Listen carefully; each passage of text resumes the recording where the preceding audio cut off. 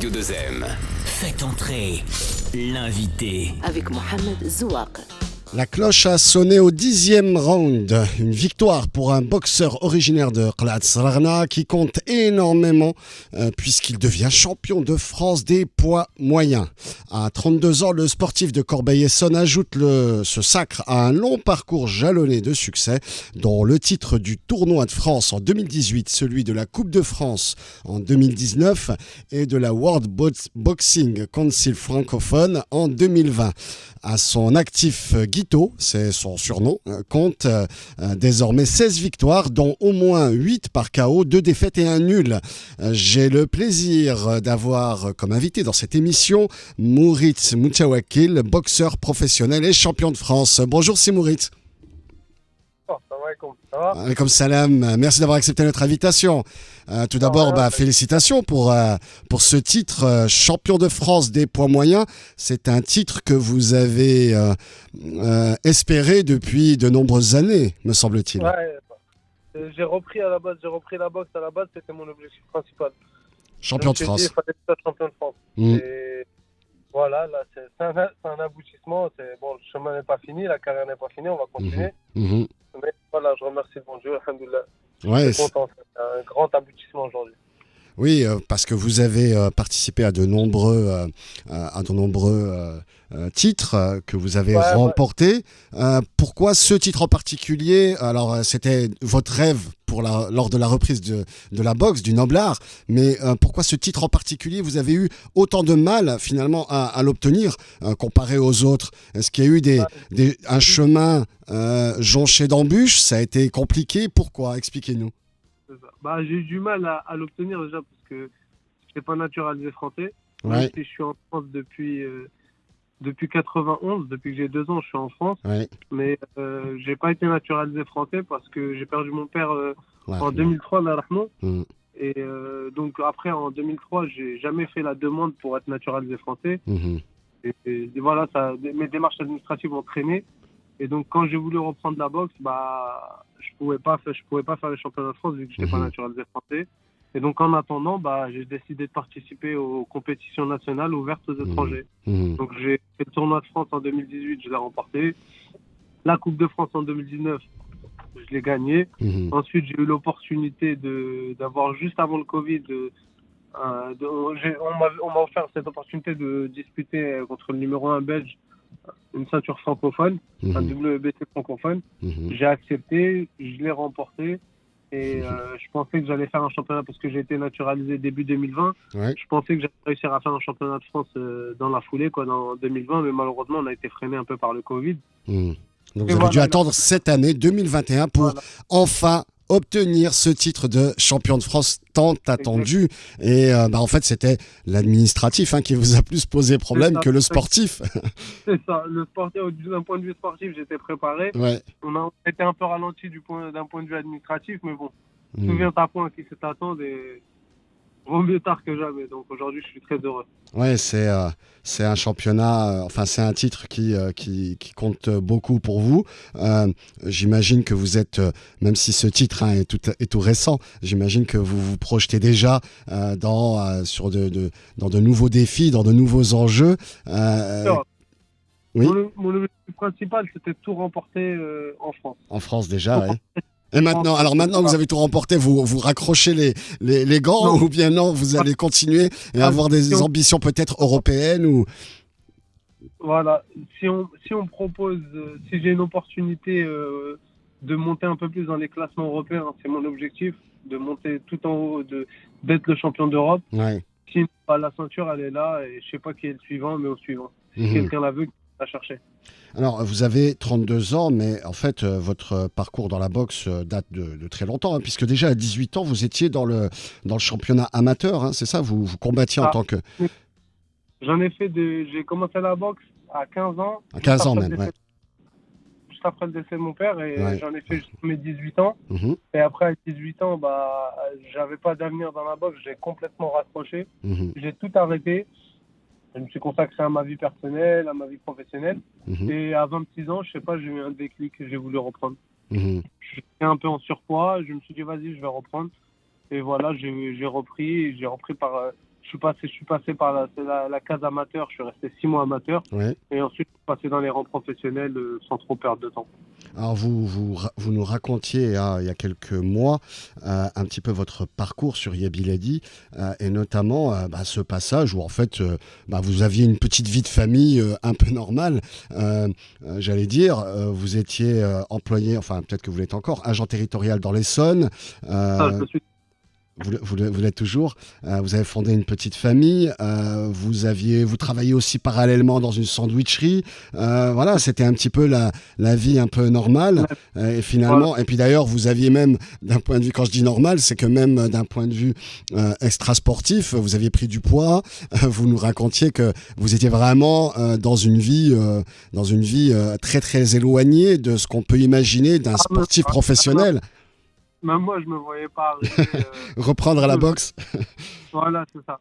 Ouais. Mais à force de détermination et de bien vouloir, voilà, j'ai tout raccroché. La restauration, c'était pas. J'avais une deuxième activité parallèle de mon travail en tant qu'agent technique à la municipalité de Corbeil-Essonnes. Ouais. Donc voilà, j'ai tout arrêté, la restauration, tout. J'ai dit c'est pas mon domaine. Et on peut, comme on dit chez moi, on peut pas rattraper le temps perdu, mais on peut arrêter de perdre son temps.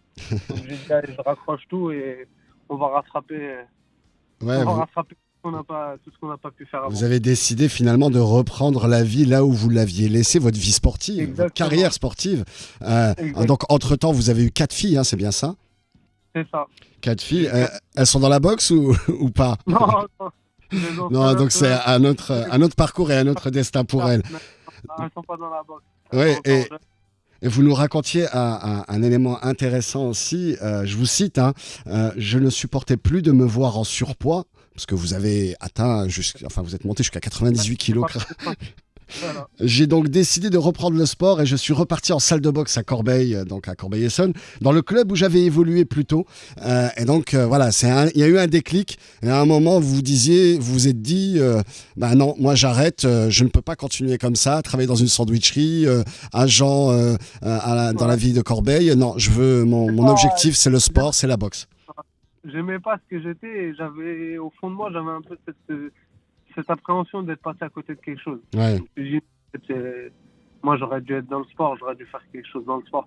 Mmh. Après, on se dit à 25 ans, il y en a beaucoup qui vous découragent et même on se décourage un peu soi-même. On se dit, j'ai déjà 25 ans, c'est long, 2 enfants, ça va être compliqué. Je peux pas tout bloquer pour me consacrer à ça. C'est ça du double tranchant en fait. Quand on lâche tout, soit ça va passer, soit ça passe pas et voilà, on a perdu encore plus son temps. Donc moi je ne pas et j'avais ce sentiment d'être passé à côté de quelque chose, donc c'est pour ça que j'ai dit non, je vais reprendre et je vais me donner à fond dans le sport. Oui, rattraper finalement ces années perdues et ça n'a pas été simple, hein. On parlait du surpoids évidemment, et donc là il faut faire un effort en termes d'hygiène de vie, il faut décrocher une licence parce que vous revenez dans le circuit, j'allais dire. Votre objectif était de revenir dans le circuit, donc décrocher une licence de boxe, d'abord en amateur, vous l'avez souligné, pour ensuite monter en puissance les année après année. Il faut avoir un mental d'acier pour sortir de là où vous étiez et rattraper justement ces années perdues et perdre aussi ces kilos gagnés, j'allais dire.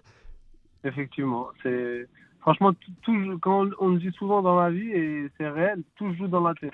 Ouais. Pas que, mais tout est une question d'esprit en fait. C'est dans la tête même si le physique ne suit pas et que le psychologique est prêt, le psychologique pourra toujours tirer le physique. Mais l'inverse n'est pas possible. Le physique ne peut pas tirer le mental. Ouais. Si on est fort physiquement et mentalement on n'y est pas, ça peut pas le faire. Oui, mais là, j'étais prêt pour et voilà. Mais en 2018, même si vous étiez prêt mentalement, il y a un pépin physique qui vous tombe, j'allais dire, sur... Malheureusement, c'est là qu'il y a des hauts et des bas et des accidents de la vie qui arrivent. En 2018, même si j'étais bien reparti, j'étais invaincu, j'avais tout réussi. En revenant d'un combat au Bahreïn que j'avais disputé en tant que boxeur marocain, j'ai eu un accident de la route qui a failli être plus tragique que ça. En Ile-de-France et j'ai dû être opéré de l'épaule. Parce que vous avez eu un accident en moto, vous étiez en moto, c'est ça? Voilà, c'est ça. J'étais en moto à l'époque, pour moi dans l'entraînement, avec la circulation, je me déplaçais en scooter, en 2 roues, donc pour éviter les bouchons. En scooter. Et donc, voilà, j'ai eu un accident. C'est la clavicule qui a été fracturée, c'est ça? Les ligaments de la clavicule. Ah, ligaments. Les ligaments qui ont été sectionnés, la clavicule qui a été fracturée. Ah oui, donc pour un boxeur, c'est quelque chose, surtout que vous aviez 28 ans à l'époque, c'est quelque chose qui, enfin en tout cas votre entourage, pour eux, et tout de suite, ils se sont dit c'est la fin. Ah oui, tout le monde m'a dit ça y est, c'est fini. Tu as déjà 28 ans, là la clavicule, dans une épaule, la clavicule c'est comme les pieds pour un footballeur. Ouais. C'est fini, c'est un problème. Le ligament croisé, comme disent beaucoup de footballeurs. Voilà, c'est exactement ça. Et ça y est, tout le monde m'a dit, ça y est, c'est fini, tu pourras jamais revenir de ça, tu vois. Les gens, ils mettent 2 ans, 3 ans pour revenir. Et à 28 ans, c'est compliqué de reprendre, surtout que vous reveniez de loin. Et donc là, c'est comme une sorte de coup près qui vous arrête dans votre élan. Et là aussi, c'est quoi? C'est le mental qui vous a à nouveau boosté? Franchement, c'est le mental. J'étais au pied du mur, je me suis dit, c'est impossible que j'ai fait tout ça pour ça. Et non... Voilà, et des progrès de la science quand même. On est en 2021, on est en 2018 à l'époque. Il y a des progrès, il y a des soins, il y a plein de choses. Si j'ai cru en moi, je me suis dit, si je fais une bonne rééducation et si je suis sérieux avec une bonne hygiène de vie, normalement, ça devrait pas poser de problème. Et effectivement, voilà, c'est ce qui a été le cas. J'ai passé 3 mois en centre de rééducation où j'ai pris le temps et j'ai investi sur moi-même. Et voilà, ça a porté ses fruits, ça a payé. Ouais, aujourd'hui, ça fait 2 ans. Alhamdoulilah, grâce à Dieu, aujourd'hui, mon épaule, je la sens plus. Elle est limite encore plus dure qu'avant. Vous revenez plus fort, justement, après cet aléa de la vie. Vous gagnez très vite après, enfin quelques temps après, vous gagnez le championnat de France, qui n'était pas gagné d'avance. Donc là, vous étiez encore en tant qu'étranger, vous ne pouviez pas encore faire... vous avez gagné la Coupe de la Ligue professionnelle, donc c'est pas le championnat de France, mais vous étiez donc en tant qu'étranger. C'était pas gagné d'avance parce qu'il y avait aussi, là aussi, des combattants assez difficiles. Franchement, à cette Coupe de France, j'ai limite rencontré, c'est limite là où j'ai rencontré et c'est là où j'ai énormément pris confiance en moi, parce que je suis tombé voir les meilleurs boxeurs au niveau national. En demi-finale, je rencontre le numéro 1 français à l'époque, qui était très très bon, et là où tout le monde me voyait perdre, mais vraiment tout le monde me donnait perdant. Même dans mon club, on me disait que ça va être très très compliqué parce que l'autre il est très très bon. Et à la surprise générale, je gagne par arrêt de l'arbitre au 5e round. J'ai un flip défaite avant la limite. Et ensuite, en finale, je rencontre un Coriat qui a jamais perdu avant la limite, que j'avais déjà rencontré en finale du tournoi de France en 2018. Et là, cette fois, je sais pas, j'étais pas moi-même, j'ai sorti le grand jeu et je lui inflige une très très belle victoire pour moi au 2e round sur un KO technique. Donc et là, ça y est, là, je savais que non, en fait, je ne me suis pas trompé, j'étais voué à quelque chose. Donc là, toute votre intuition, la confiance en vous a été décuplée après ces combats qui vous ont marqué. Pour vous, c'était l'autoroute vers le championnat de France.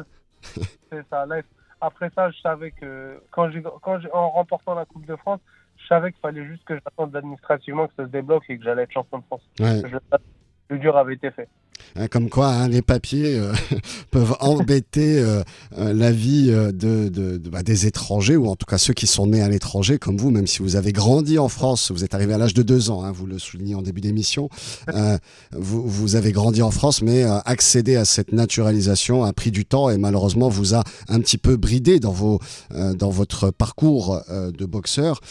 Et d'ailleurs, vous nous racontiez aussi il y a quelques temps, puisque vous n'aviez qu'une nationalité, c'était la nationalité marocaine, vous combattiez pour le drapeau du Maroc dans les matchs de gala, dans les différents combats.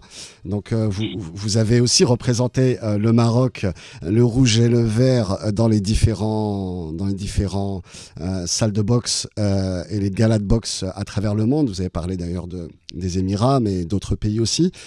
Et vous nous racontiez justement que vous envisagiez finalement de participer au sein du groupe national de boxe professionnelle au Maroc. C'est ça, on avait pris un premier contact. On avait eu un premier contact en 2020. Je me suis rendu à Casablanca pour échanger avec les responsables du groupement national et faire éventuellement des sparring partners pour voir à peu près le niveau que j'avais. Ils ont été énormément surpris et ils ont aimé mon style de boxe. Donc on avait commencé à entamer des discussions pour éventuellement boxer au mois de juin 2020 à Casablanca pour un championnat d'Afrique. C'était une très grande fierté. J'étais reparti très heureux de là-bas. Mais malheureusement, après, comme vous le savez, la suite, il y a eu le Covid. Compliqué. Et voilà, entre-temps, tout est tombé à l'eau et tout a été arrêté. Ouais, malheureusement. Ça aurait pu être des retrouvailles heureuses pour vous. C'est ça. Moi, mon prochain objectif maintenant, c'est de boxer au Maroc. Ouais, de faire quoi, un match, un combat, ou bien de participer à un gala. Dans quel cadre vous voudriez boxer au Maroc? Le principal, ce serait ma plus grande fierté là que j'aimerais faire pour rendre encore plus fier toute ma famille.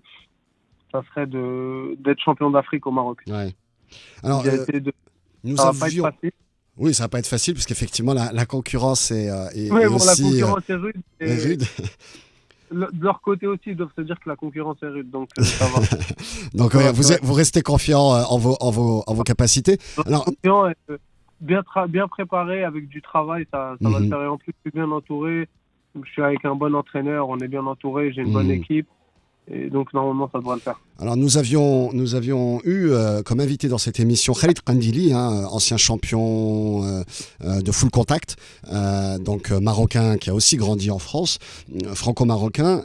Il nous avait raconté justement, puisqu'il est vice-président de la fédération de boxe au Maroc, il nous avait expliqué ou annoncé même qu'il y aurait une sorte de 13e ligue qui est en fait comme la 13e région, qui serait dédiée aux Marocains résidant à l'étranger. Et donc, c'est des combats qui serviraient à détecter justement les potentiels athlètes marocains, boxeurs marocains. Et donc là, peut-être c'est une opportunité pour vous de participer et de représenter justement le Maroc si vous gagnez ces combats-là. Bien sûr, ce tournoi-là. C'est une grande possibilité, ce serait une grande fierté si s'avère que c'est vrai. Il n'y a pas de souci, je serai toujours prêt à répondre présent. Eh bien, on vous mettra en contact avec Khalid Kandili parce que, évidemment, c'est tout le bonheur qu'on vous souhaite de représenter aussi le Maroc et pourquoi pas dans des tournois au Maroc, mais pourquoi pas aussi dans les championnats d'Afrique. Justement, sur le Maroc, quel est votre lien aujourd'hui avec le Maroc? Vous êtes originaire de Qla'at Sarghna, de la région de Qla'at Sarghna. C'est de temps en temps les vacances ou bien c'est relativement rare? J'imagine qu'actuellement, c'est un peu compliqué. Les frontières sont fermées. Mais en temps normal, vous revenez assez souvent au Maroc? Ouais, je reviens très souvent. J'y étais là au mois de novembre. Oui. Je suis parti pour 4 jours au mois de novembre à Marrakech. J'y vais au Maroc, franchement, pour tout vous dire, j'y vais au moins 6 à 7 fois dans l'année. Donc c'est pour vous c'est la piqûre de rappel qui. Voilà, c'est la piqûre.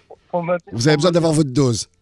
Voilà, c'est très important. Et non, j'y vais tout le temps. J'ai mon père déjà qui est enterré là-bas, donc je suis obligé de lui rendre visite. Et ensuite, j'ai des enfants. Il faut perdurer les racines et les traditions. Donc moi, mes enfants. Pour vous, c'est important, oui.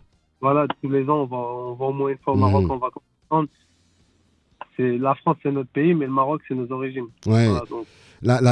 Votre terre natale, puisque vous êtes né au Maroc, et la terre de vos parents, vous avez parlé de votre père, Allah yarhamou, rappelons qu'il était soudeur, mais qui malheureusement est décédé. C'est l'une des premières victimes de l'amiante. Ce matériau qui provoque des cancers, notamment un cancer du poumon, et qui a tué beaucoup de gens, notamment dans le bâtiment, dans le BTP, puisque l'isolation de certains qui étaient utilisés, c'était principalement l'amiante, et ça a tué beaucoup de gens. À l'époque, on ne savait pas que l'amiante était cancérigène, et votre père, en tant que soudeur, a été aussi victime de ce matériau. En juillet, j'étais avec lui au Maroc, en décembre, il est mort. En 4 mois, ça a été parti très très vite, mais bon. C'était en 2003, c'est ça? C'est ça, en 2003, et vous allez trouver ça bizarre, mais comme par hasard, mon père il est mort le 11 décembre 2003. Ah oui. Je suis devenu orphelin le 11 décembre 2003 et je suis devenu champion de France le 11 décembre 2021. Un signe, le signe du calendrier finalement qui... Mon intuition, elle était bonne quand je vous dis que ma vie, je savais que j'étais voué à être champion, à être dans le sport, à être champion. J'imagine que cette victoire, vous la dédiez aussi à la mémoire de votre père, qui aurait aimé assister à ce sacre. C'est ça. Et cette victoire, comme je l'ai dit le jour du combat, je l'offre à mes filles, je l'offre à mes enfants, mais je la dédie en premier à mon père. Ouais. Surtout que c'est le jour où il est décédé largement. Et voilà. Donc, et évidemment... C'est une grande fierté, j'espère j'ai rendu un peu fier toute ma famille. J'espère continuer encore. Et voilà, je suis très heureux.